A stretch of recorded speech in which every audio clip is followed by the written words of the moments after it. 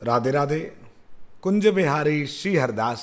आज हम सभी भाद्रपद मास के शुक्ल पक्ष की एकादशी, जिसे वामन एकादशी भी कहते हैं, परिवर्तनी एकादशी भी कहते हैं और पद्मा एकादशी भी कहते हैं, उसकी पावन कथा का श्रवण करेंगे।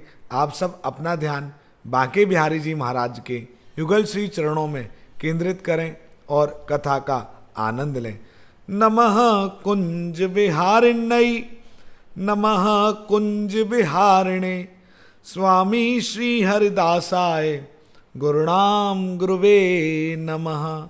राधा मेरी स्वामिनी, मैं राधे जू को दास, जन्म जन्म मोहे दीजियो श्री वृंदावन को वास।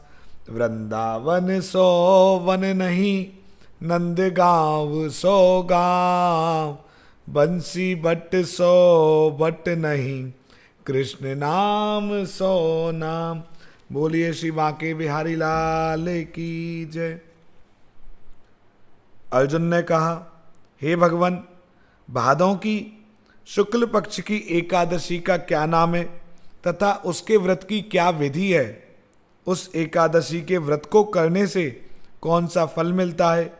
हे मधुसूदन, यह सब समझाकर कहिए। भगवान श्री कृष्ण बोले, हे अर्जुन, भादों मास के शुक्ल पक्ष की एकादशी को जयंती एकादशी भी कहते हैं।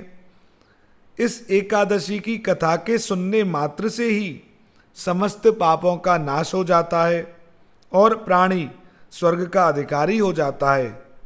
इस जयंती एकादशी की कथा से नीच पापियों का भी उद्धार हो जाता है। यदि कोई धर्मपरायण मनुष्य एकादशी के दिन मेरी पूजा करता है तो मैं उसको संसार की पूजा का फल देता हूँ। जो मनुष्य मेरी पूजा करता है उसे मेरे लोक की प्राप्ति होती है, इसमें किंचित मात्र भी संदेह नहीं करना चाहिए।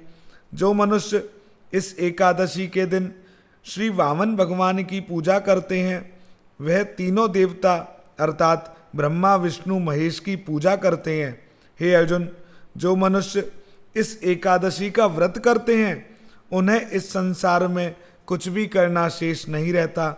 इस एकादशी के दिन श्री विष्णु भगवान करवट बदलते हैं, इसलिए इसे परिवर्तनी एकादशी भी कहते हैं।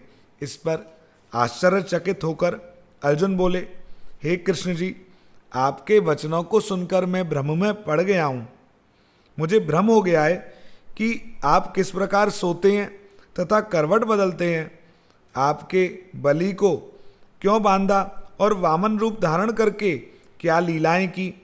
चातुर्मास व्रत की विधि क्या है तथा आपके शयन करने पर मनुष्य का क्या कर्तव्य है, सो सब विस्तार पूर्वक कहिए। श्री कृष्ण भगवान बोले, हे अर्जुन, अब तुम पापों को नष्ट करने वाली इस कथा का श्रवण करो। त्रेता युग में बलि नाम का एक दानव था। वह अत्यंत भक्त, दानी, सत्यवादी तथा ब्राह्मणों की सेवा करने वाला था। वह सदैव यज्ञ तप आदि किया करता था। अपनी इसी भक्ति के प्रभाव से वह स्वर्ग में इंद्र के स्थान पर राज्य करने लगा। इंद्र तथा अन्य देवता इस बात को सहन ना कर सके और भगवान के पास जाकर प्रार्थना करने लगे। अंत में मैंने वामन रूप धारण किया और तेजस्वी ब्राह्मण बालक रूप में राजा बलि को जीता। इस पर अर्जुन बोले, हे जनार्दन, आपने वामन रूप धारण करके उस बलि को किस प्रकार जीता, यह सब भी विस्तार पूर्वक बताइए। श्री कृष्ण भगवान बोले, मैंने वामन रूप धारण करके राजा बलि से याचना की कि हे राजन, तुम मुझे 3 पैर भूमि दे दो, इससे तुम्हें 3 लोक के दान का फल प्राप्त होगा।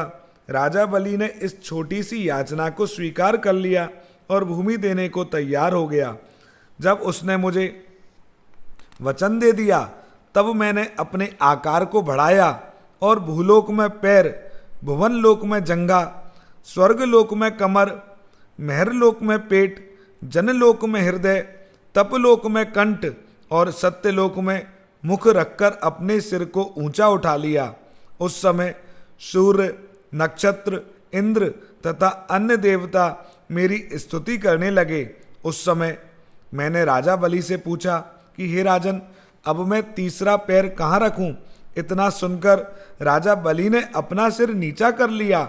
तब मैंने अपना तीसरा पग उसके सिर पर रख दिया और इस प्रकार देवताओं के हित के लिए मैंने अपने उस असुर भक्त को पाताल लोक में पहुंचा दिया।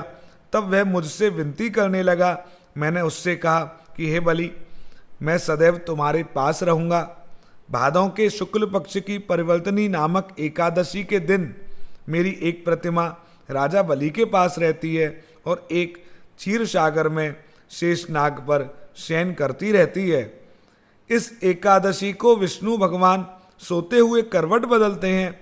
इस दिन त्रिलोकी के नाथ श्री विष्णु भगवान की पूजा की जाती है। इसमें चावल और दही सहित चांदी का दान किया जाता है। इस दिन रात्रि को जागरण करना चाहिए। इस प्रकार व्रत करने से मनुष्य समस्त पापों से मुक्त होकर स्वर्ग लोक को जाता है। वह स्वर्ग लोक में जाकर सदैव चंद्रमा के समान प्रकाशित रहता है। उसको इस लोक तथा परलोक दोनों में यश मिलता है। जो इन पापों को नष्ट करने वाली कथा सुनते हैं उन्हें अश्वमेध यज्ञ का फल मिलता है। व्यक्ति दान करे किंतु दान का अभिमान ना करे। अहंकार व्यक्ति को ले डूबता है। राजा बलि ने अभिमान किया और पाताल को चला गया। इससे यह भी ज्ञात होता है कि अति हर कार्य की बुरी होती है। इसलिए सदैव सत्कर्म करो लेकिन उनका अहंकार मत करो, क्योंकि जो हम दान पुण्य कर रहे हैं वो हमारी सामर्थ्य नहीं है, वो भी श्री बांके बिहारी जी महाराज की कृपा है। उन्होंने ही इतनी सामर्थ्य प्रदान की है। तो हम जो भी कर रहे हैं वो सब ठाकुर जी की कृपा से ही कर रहे हैं। इसलिए अपना अभिमान ना करें, उसको ठाकुर जी की कृपा मानते हुए ही करें। बोले बांके बिहारी लाल की जय। कुंज बिहारी श्री हरदास। श्री बांके बिहारी जी महाराज की असीम अनुकंपा आप सभी पर सदैव बरसती रहे।